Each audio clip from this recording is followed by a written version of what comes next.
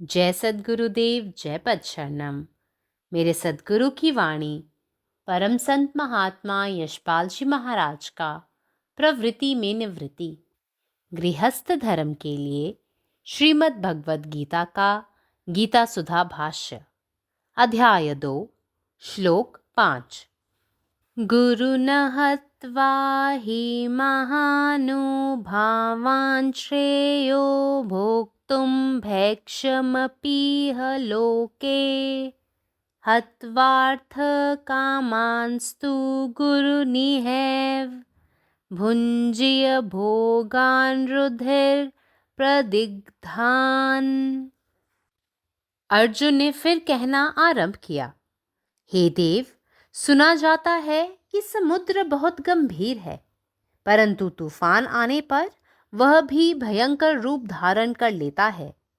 लेकिन इन द्रोणाचार्य के मन की गंभीरता ऐसी विलक्षण है कि उसमें कभी क्षोभ होता ही नहीं। यह आकाश अनंत अवश्य है, परंतु शायद इसकी नाप हो सके।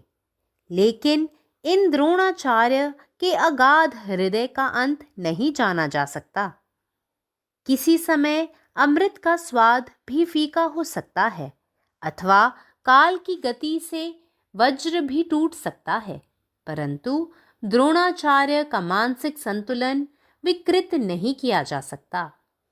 प्रेम भाव का विचार करते समय माता का नाम मुख्य रूप से सामने आना उचित ही है, परंतु द्रोणाचार्य तो प्रत्यक्ष और मूर्तिमान प्रेम ही हैं। करुणा का जन्म ही इन्हीं से हुआ है। ये समस्त सद्गुणों के आगार हैं। इन्हें विद्या का असीम समुद्र ही कहना चाहिए। इसके पश्चात अर्जुन ने यह भी कहा, इन आचार्य का इतना अधिक महत्व है और इसके सिवा हम लोगों पर उनकी विशेष कृपा भी सदैव रही है। अब आप ही बतलाइए कि क्या हम लोग कभी इनकी हत्या करने का अपने मन में विचार भी कर सकते हैं?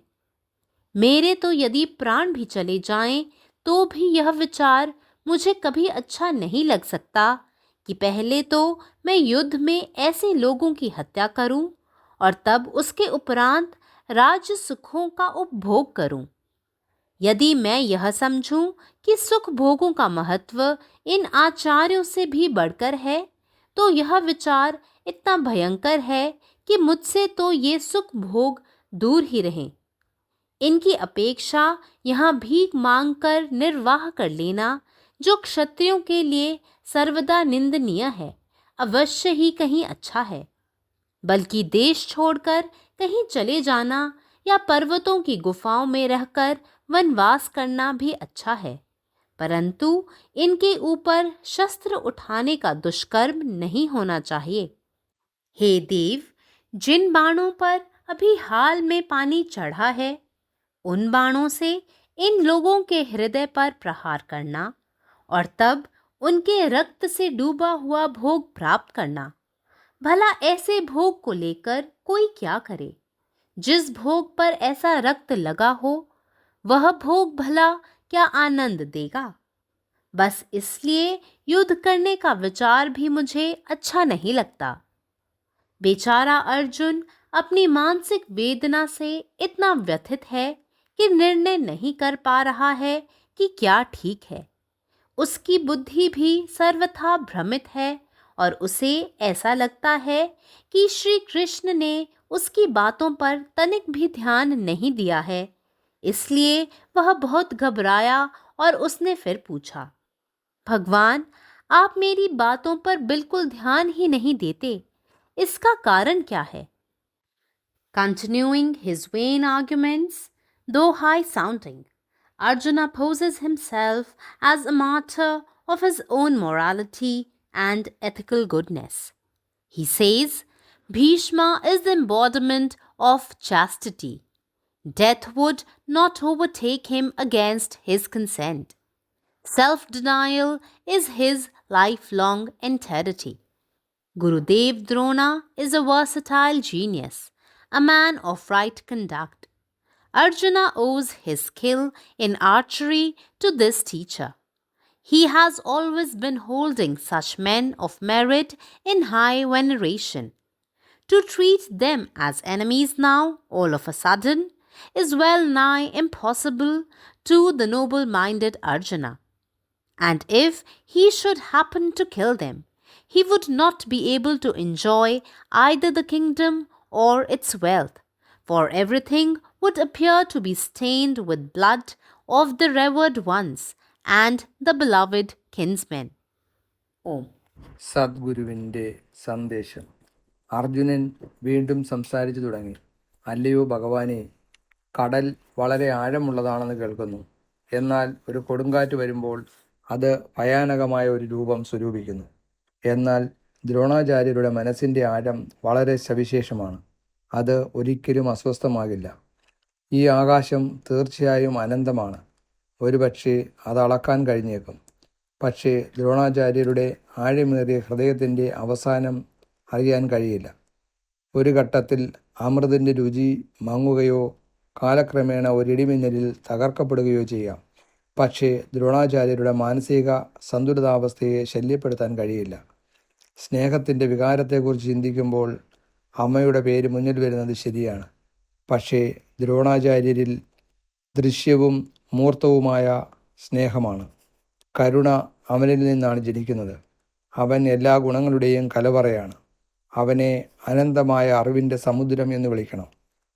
ഇതിനുശേഷം അർജുനൻ പറയുന്നു, ഈ ആചാര്യൻ വളരെ പ്രധാന്യനാണ്. അദ്ദേഹം എപ്പോഴും നമ്മോട് വളരെ ദയാലുവായിരുന്നു. ഇനി പറയൂ, നമുക്ക് എപ്പോഴെങ്കിലും അവരെ കൊല്ലുന്നതിനെക്കുറിച്ച് ചിന്തിക്കാൻ പോലും കഴിയുമോ?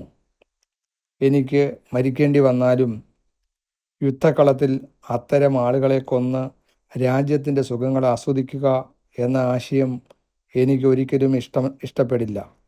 സുഖങ്ങളുടെയും സൗഭാഗ്യങ്ങളുടെയും പ്രാധാന്യം ഈ ആചാര്യന്മാരെക്കാളും വലുതാണെന്ന് ഞാൻ കരുതുന്നുവെങ്കിൽ ഈ ചിന്ത വളരെ ഭയാനകമാണ്. ഈ സുഖങ്ങളിൽ നിന്നും സൗഭാഗ്യങ്ങളിൽ നിന്നും ഞാൻ അകന്നു നിൽക്കാൻ ആഗ്രഹിക്കുന്നു. ക്ഷത്രിയർക്ക് എപ്പോഴും കുറ്റം വിധിക്കപ്പെട്ടിട്ടുള്ള യാചനയിലൂടെ ജീവിക്കുന്നതാണ് തീർച്ചയായും നല്ലത്. വാസ്തവത്തിൽ രാജ്യം വിടുകയോ പർവ്വതങ്ങളിലെ ഗുഹകളിൽ താമസിച്ച് വനവാസത്തിൽ ജീവിക്കുകയോ ചെയ്യുന്നതാണ് നല്ലത്. പക്ഷേ അവർക്കെതിരെ ആയുധങ്ങൾ ഉയർത്തുന്ന ദുഷ്പ്രവൃത്തി ചെയ്യാൻ പാടില്ല. ദൈവമേ, ഇപ്പോൾ പൂജിച്ച ഈ അമ്പുകൾ ഉപയോഗിച്ച് ആളുകളുടെ ഹൃദയങ്ങളെ ആക്രമിക്കുക. തുടർന്ന് അവരുടെ രക്തത്തിൽ മുക്കിയ ആനന്ദം ആസ്വദിക്കുക. അത്തരം സുഖങ്ങൾ കൊണ്ട് ഒരാൾ എന്തു ചെയ്യണം? രക്തം പുരണ്ട ഭക്ഷണം എന്ത് ആനന്ദം നൽകും? അതുകൊണ്ടാണ് യുദ്ധം ചെയ്യുക എന്ന ആശയം എനിക്ക് ഇഷ്ടപ്പെടാത്തത്. അർജുനൻ പറഞ്ഞു. മാനസിക വേദനയാൽ വിഷമിച്ചിരിക്കുന്നതിനാൽ എന്താണ് ശരിയെന്ന് തീരുമാനിക്കാൻ അർജുനന് കഴിയുന്നില്ല. അവൻ്റെ മനസ്സ് പൂർണ്ണമായും ആശയക്കുഴപ്പത്തിലാണ്. ശ്രീകൃഷ്ണൻ തൻ്റെ വാക്കുകൾക്ക് ശ്രദ്ധ നൽകിയിട്ടില്ലെന്ന് അയാൾക്ക് തോന്നി. അതിനാൽ പരിഭ്രാന്തനായ അർജുനൻ വീണ്ടും ചോദിച്ചു, ഭഗവാനെ, നീ എൻ്റെ വാക്കുകൾ ഒട്ടും ശ്രദ്ധിക്കുന്നില്ല. എന്താണ് ഇതിനുള്ള കാരണം? പരമാത്മാവ് നീ തന്നെ, നിന്റെ ഇഷ്ടം പൂർണ്ണമാകട്ടെ.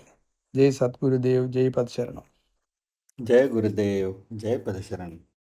अर्जुन पुन्हा बोलू लागला, हे प्रभो, समुद्र खूप खोल आहे असे ऐकले आहे, पण वादळ आले की ते भयानक रूप धारण करते. पण द्रोणाचार्य यांच्या मनाची खोली इतकी विलक्षण आहे की ती कधीही विचलित होत नाही. हे आकाश निश्चितच अंतहीन आहे, पण कदाचित ते मोजता येईल. पण द्रोणाचार्य यांच्या खोल हृदयाचा शेवट कळू शकत नाही. कधीतरी अमृताची चव कमी होऊ शकते किंवा काळाच्या ओघात वीज कोसळू शकते, परंतु द्रोणाचार्यांचे मानसिक संतुलन बिघडू शकत नाही. प्रेमाच्या भावनेचा विचार करताना आईचे नाव समोर येते हे बरोबर आहे, पण द्रोणाचार्य हे दृश्यमान आणि मूर्त प्रेम आहे. करुणा त्यांच्यापासून जन्माला येते. ते सर्व गुणांचा भंडार आहेत. त्याला ज्ञानाचा अनंत सागर म्हटले पाहिजे. यानंतर अर्जुन असेही म्हणाला, हे आचार्य, इतके महत्त्वाचे आहेत आणि याशिवाय ते नेहमीच आपल्यावर खूप दयाळू राहिले आहेत.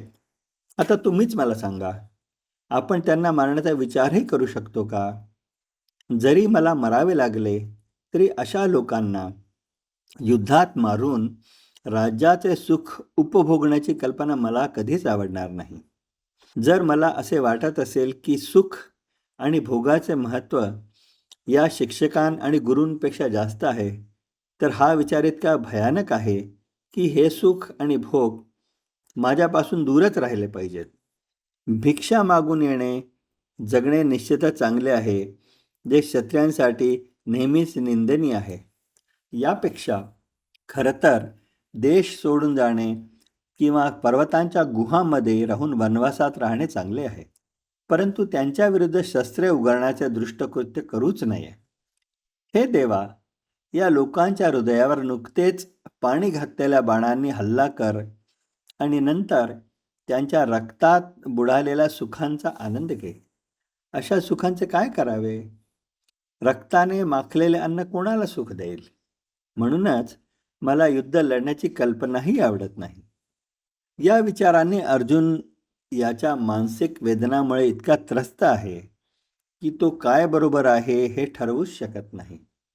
त्याचे मन देखील पूर्णपणे गोंधळलेले आहे आणि त्याला वाटते की श्रीकृष्णाने त्याच्या शब्दांकडे लक्षच दिले नाही. म्हणून तो खूप घाबरला आणि पुन्हा विचारतो, हे प्रभू, तुम्ही माझ्या शब्दांकडे अजिबातच लक्ष देत नाही आहे. याचे काय कारण आहे? जय गुरुदेव. నా సద్గురు సందేశము గీతా సుధ పరసత్ మహాత్మా శ్రీ శివాజీ మహారాజు వారిచే ప్రతిపాదించబడిన ప్రవృత్తిలో నివృత్తి గృహస్థ మార్గంలో గీతా భాష్యము అధ్యాయం 2 సాంఖ్యయోగము శ్లోకం 5. అర్జునుడు తిరిగి చెప్పనారంభించాడు, ఓ దేవా, సముద్రం ఎంతో గంభీరమైందని వింటాము, కానీ తుఫాను సంభవించినప్పుడు అది కూడా ఎంతో భయంకర రూపం దాలుస్తుంది. కానీ ద్రోణాచార్యుని గంభీరత ఎటువంటి విలక్షణమైనదనగా దానిలో ఎన్నడూ క్షోభ అనేదే కలగదు. ఆకాశం ఎంతో అనంతమైనదే, అయినా దానికి కూడా బహుశా ఇంతని అంచనా వేయవచ్చు. కానీ ద్రోణాచార్యుని అగాధ హృదయపు అంతును తెలుసుకోలేము. ఎప్పుడైనా అమృతం కూడా రుచి లేనిది కావచ్చు, లేదా కాలగలిచే వజ్రం కూడా ముక్కలైపోవచ్చు. కానీ ద్రోణాచార్యుని మానసిక సంతులనము మార్పు నొందజాలదు. ప్రేమ భావన గురించి ఆలోచించినప్పుడు తల్లి పేరు ముఖ్యంగా గుర్తుకొచ్చుట సరైందే. కానీ ద్రోణాచార్యుడు సాక్షాత్తు ప్రేమమూర్తి. ఈయన నుండే కరుణ జనించింది. ఈయన సమస్త సద్గుణములకు గని. వీరిని విద్యకు అనంతమైన సముద్రం చెప్పవచ్చు. ఆ తర్వాత అర్జునుడు ఇది కూడా చెప్పాడు, ఈ ఆచార్యునికి ఇంత అధిక గొప్పదనం ఉంది, అంతేగాక సర్వదా మాపై వీరి విశేష కృప కూడా ఉంది. ఇప్పుడు మీరు చెప్పండి, మేము వీరిని చంపాలని ఎన్నడైనా మనసులో ఆలోచనైనా ఆలోచించవచ్చా? ముందుగా ఈ యుద్ధంలో ఇటువంటి వారిని చంపి ఆ తర్వాత రాజ్యసుఖాలను అనుభవించవచ్చు అనే ఆలోచన నాకైతే పాపం ప్రాణం పోయినా మంచిదని అనిపించట్లేదు. సుఖభోగాల గొప్పదనం ఈ ఆచార్యుల కన్నా మించిందనే భావన ఉన్నట్టయితే ఆ ఆలోచన ఎంత భయంకరమైందనగా ఆ సుఖభోగాలు నా నుండి దూరంగానే ఉండాలి. ఇంతకన్నా క్షత్రులకు సర్వదా నిందనీయమైన భిక్షమెత్తుకుని జీవితాన్ని గడుపుకుంటే ఎంతో మంచిది. అంతకుమించి దేశాన్ని విడిచి ఎచ్చరికైనా వెళ్ళిపోవడం మంచిది, లేదా పర్వత గుహల్లో ఉండి వనవాసం చేయడం కూడా మంచిదే. అంతే తప్ప వీరిపై ఆయుధాలు ఎత్తే దుష్కర్మ మాత్రం జరగకూడదు. ఓ దేవా, ఏ బాణాలకు ఇప్పుడు అంత శక్తి వచ్చిందో ఆ బాణాలతో వీరి హృదయాలను ఛేదించి పిమ్మట రక్తంతో తడిసిన భోగాలను పొందుటియా. ఆహా, ఆ సుఖాలను గ్రహించి ఎవరేమి చేస్తారు? ఏ భోగాలపై అటువంటి రక్తం అంటినదో ఆ భోగాల ఆనందాన్ని ఇస్తాయా? అంతే, ఇంక చాలు. అందుచేత యుద్ధం చేయాలనే ఆలోచన కూడా నాకు నచ్చట్లేదు. విచారముగ్రుడైన అర్జునుడు తన మానసిక వేదంతో ఎంతో మదనపడుతున్నాడంటే ఏది మంచిదో నిర్ణయించుకోలేకపోతున్నాడు. అతని బుద్ధి సంపూర్ణంగా భ్రమతో నిండిపోయింది. శ్రీకృష్ణుడు తన మాటలపై ఏమాత్రము శ్రద్ధ చూపట్లేదని అతనికి అనిపించింది. అందుచేత అతడు చాలా బాధపడ్డాడు. తిరిగి శ్రీకృష్ణుని ఇలా అడిగాడు, హే భగవాన్, మీరు నా మాటలపై ఏమాత్రము దృష్టి పెట్టట్లేదు, దానికి కారణం ఏమిటి? పరమాత్మ, నీవే ఉన్నావు, నీ ఇష్టమే నెరవేరాలి. జై సద్గురుదేవ్, జై పశరణం.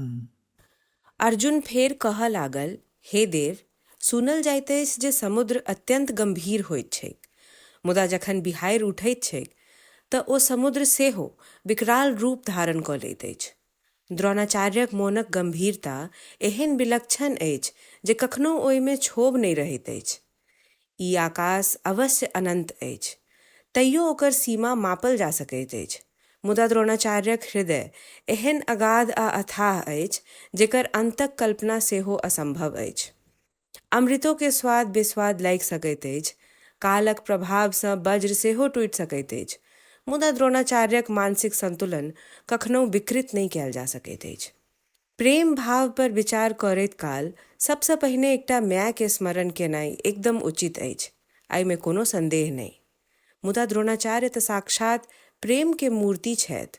करुणा के जन्मे हुनकर हृदय सँ भेल छनि, ओहिमे सर्व सद्गुणक संचय के केंद्र अछि।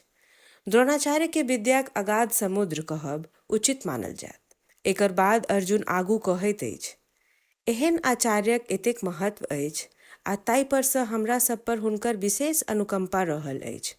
आब अहीं कहू कि हमसब एहन गुरुदेव के वधक विचार कखनो मोन में आनि सकैत छी? जँ प्राणो त्यागऽ पड़य तऽ मुदा ई विचार कखनो नीक नहि लागि सकैत अछि जे हम पहिने युद्धक मैदान में एहन पूज्य व्यक्तित्वक वध करी आ तकर बाद राज्य सुखक उपभोग करी। जँ हम ई बुझि लेब जे सुख भोगक महत्व हमर गुरुजनसँ बेसी अछि, तऽ एहन विचार एतेक भयावह, एतेक अमंगलकारी बुझाइत अछि जे एहन सुखभोगसँ दूर रहब बेसी नीक हैत। एकर तुलना में यदि हम भीख मांग कऽ जीविकोपार्जन करी, जे क्षत्रिय लेल सदैव निंदनीय कर्म मानल जाइत अछि, तऽ सेहो बेसी उचित हैत।